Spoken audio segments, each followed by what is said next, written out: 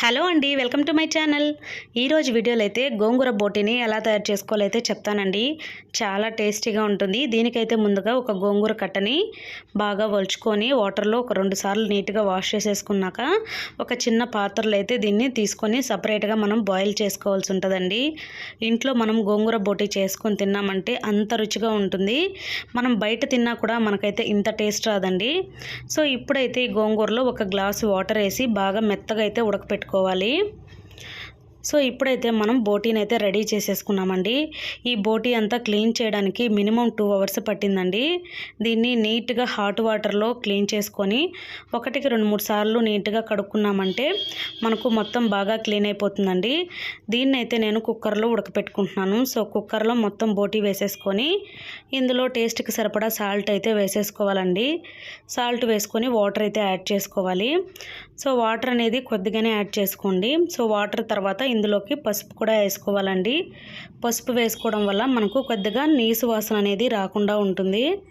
So ఇవన్నీ వేసుకొని బాగా కలిపేసి కుక్కర్లో మీడియం ఫ్లేమ్లో ఒక 3-4 విజిల్స్ పెట్టుకుంటే మనకు బోటీ అనేది అయితే ఉడికిపోతుంది.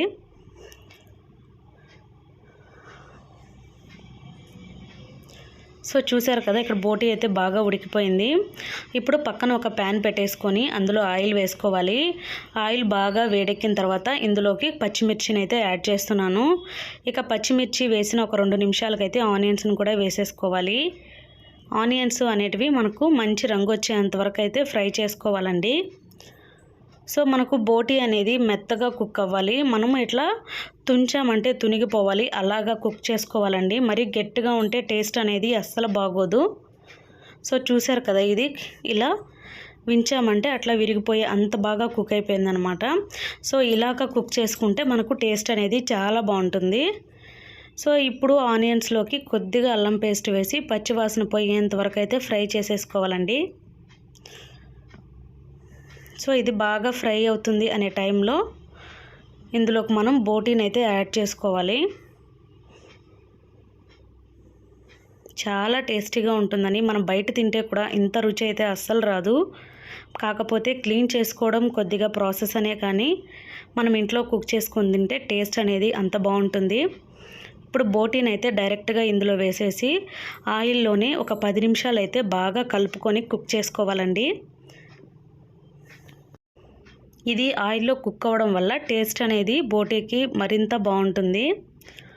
ఒక 10 నిమిషాలు అయితే సరిపోతుందండి. మొత్తం కలిపేసుకొని ఒక 10 నిమిషాలు ఇలా ఆయిల్లో కలుపుకుంటూ ఉంటే సరిపోతుంది. దీంట్లో టమోటా అనేది ఆప్షనల్ అండి, మీకు ఇష్టమైతే వేసుకోవచ్చు.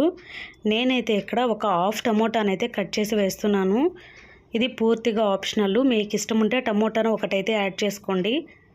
టమోటా ఇష్టం లేదు అనుకున్న వాళ్ళు టమోటా అయితే వేయక్కర్లేదు.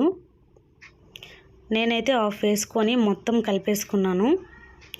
ఇప్పుడైతే ఇందులోకి కారము, మనం ఇది కొంచెం కారంగా ఉంటేనే బాగుంటుంది కాబట్టి కొద్దిగా కారం ఎక్కువ వేసుకున్నాను. అలాగే పసుపు, అలాగే కొద్దిగా ధనియాల పొడి, ఇవన్నీ వేసుకునేసి నీట్గా కలిపేసుకోవాలండి. దాంతోపాటు కొద్దిగా కొత్తిమీర కూడా యాడ్ చేసేసాను. సో ఇవన్నీ వేసుకున్నాక ఇవి మొత్తం కలిపేలాగైతే కలిపేసుకోవాలండి. ఇవన్నీ యాడ్ చేసిన తర్వాత ఇవి ఒక 5 నిమిషాల వరకు మనం ఆయిల్లోనే బాగా ఫ్రై చేసుకోవాలి. ఒక 5 నిమిషాల తర్వాత ఇందులోకి మనం గోంగూర బాగా ఉడికిన తర్వాత పప్పు కర్రతో అయితే రుద్దేసుకొని డైరెక్ట్గా ఇందులో అయితే వేసేసుకుంటున్నాము. సో ఇది గోంగూర వేసేసుకొని మొత్తం కలిపేసుకొని ఒక 10 నిమిషాలు ఇలా మీడియం ఫ్లేమ్లోనే కుక్ చేసుకున్నామంతే. సో వేడిగా మనకు గోంగూర బోటీ అనేది అయితే రెడీ అయిపోతుంది. ఇది మనం రాగి సంగట్లోకి తిన్నా, రైస్లోకి తిన్నా, అలాగే మనం పుల్కాలో తిన్నా, దేంట్లో తిన్నా కూడా మనకు టేస్ట్ అనేది అంత బాగుంటుందండి. సో దీంట్లో కాంబినేషన్ కుష్కా చేసుకొని తిన్నామంటే ఇంకా చాలా బాగుంటుంది. సో ఫైనల్గా చూడండి, మనకు వేడిగా ఎంతో టేస్టీగా గోంగూర బోటీ అయితే రెడీ అయిపోయింది. వీడియో నచ్చితే తప్పకుండా లైక్ చేయండి, ఛానల్ని అయితే సబ్స్క్రైబ్ చేసుకోండి. Thank you for watching.